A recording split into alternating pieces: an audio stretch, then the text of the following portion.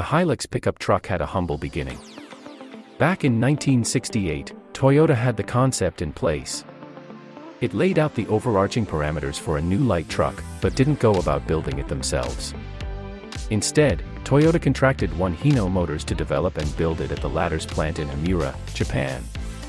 The first-generation Hilux was intended by Toyota to be a successor to the Briska and Light Stout pickup trucks that were already in its portfolio. The 1.5-liter engine used in the first Hilux had modest power figures, and was also used on the Toyoace, a small semi-cab over-type truck that was developed for the cargo vehicle market back in the 50s. The Hilux adopted a separate frame construction with a double wishbone/coil spring front suspension and a rigid axle/leaf spring rear suspension. This was a crucial decision made by Toyota, as it would form the basis for the Hilux's reputation as a robust and dependable workhorse. Before we get into the news, make sure to like and subscribe to enter a $100 Amazon gift card giveaway. Comment down below if you are considering purchasing the Toyota Hilux. Don't forget to watch till the end to find out how the Toyota Hilux shocked the entire car industry. Fast forward a few years, and by 1978, the Toyota Hilux had grown up substantially. On the back of good sales numbers and a willingness to prolong the Hilux's run, Toyota debuted the third-generation Hilux. The cover of its brochure featured a photo of an orange Hilux with ornamental white side stripes, and the heading read, "Hilux California, born in Japan, raised in the US." This highlighted Toyota's intent with the Hilux at the time. Not content with the image of solely being a pickup truck, the Japanese manufacturer attempted the tightrope of providing the Hilux sedan-like specifications and equipment, in addition to giving it the versatility of a pickup truck. The variations increased, too. 3 standard-length models and 4 long-body models made their debut with the third-generation Hilux. The new top-end Super Deluxe model came with an extended cab that was 90 mm longer than a standard cab, liberating interior space. Mechanically, it inherited the second generation's 1.6-liter engine, and the double wishbone front suspension remained unchanged, too.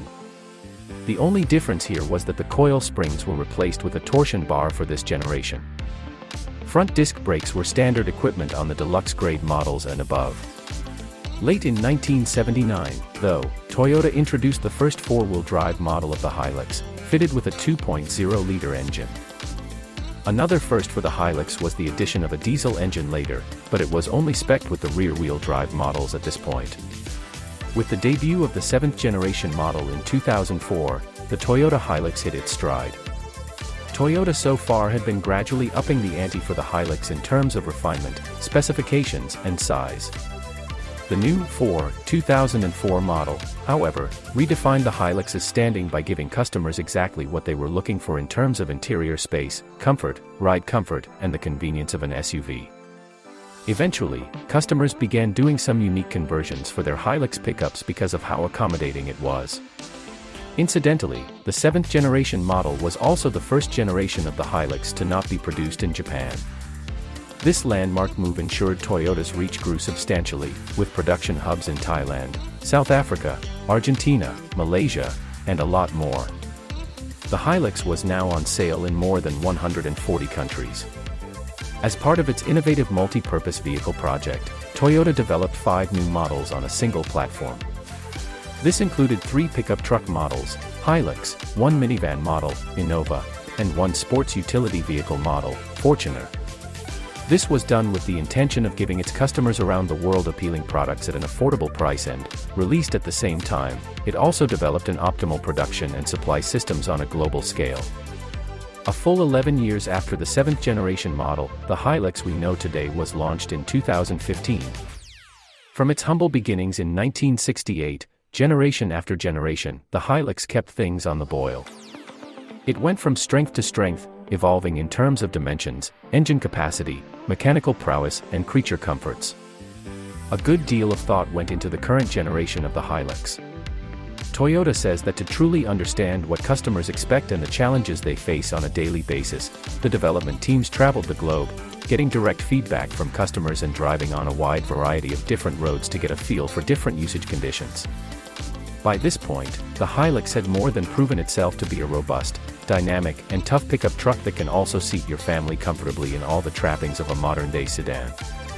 Enthusiasts the world over flock to it because of its dependability and rugged underpinnings. In fact, in an attempt to prove just this point, then Top Gear host, James May drove a Toyota Hilux to a live volcano to see how it fared. This is, of course, just one example of many that gave the Toyota Hilux a fillip and cemented its status as a legend for the Japanese manufacturer. Another noteworthy achievement ticked off for the 8th generation Hilux was the fact that it was the first in the lineage to boast motorsport honors, having achieved overall victory in the 2019 Dakar Rally. The Hilux's journey over the past 50-plus years has been fascinating to watch. It has grown, matured, and evolved into something that's recognizable across the world, which is no mean feat. The peculiar bit about the Hilux is that it has not simply rested on its laurels with the strengths it was intended to have. Toyota has fine-tuned and redefined what the Hilux stands for over the years. It has not only relentlessly laid down markers for the Hilux to hit, but exceeded them in most cases, too. 8 years into the current generation Hilux's cycle means that it won't be long before Toyota brings out a facelift. Definitely something to look out for. The supply chain disruptions triggered by the COVID-19 pandemic caused major headaches for manufacturers around the world. Nowhere was this felt more acutely than in the auto industry, which faced severe shortages of semiconductor chips and other components. This led many people to argue that just-in-time and lean production methods were dead and being superseded by just-in-case stocking of more inventory. Yet Toyota, the originator of lean concepts, fared better than most of its competitors and passed General Motors to become the top seller in North America in 2021. People watched the company continue to churn out vehicles and concluded that it must have turned its back on its principles of minimal inventories and a pull production system. But the truth was that its performance during the pandemic highlighted how less understood aspects of its system actually led to greater resilience and a better capacity to accommodate disruptions. In reality, the Toyota production system is really what allowed us to do as well as we did, Chris Nielsen, Executive Vice President of Toyota North America, told me. Nielsen oversaw quality and demand/supply management and managed through numerous disruptions over the last 2 years. In this article, Nielsen and Jamie Bonini, the president of the Toyota Production System Support Center, share insights on how TPS has evolved and continues to adapt in a changing world.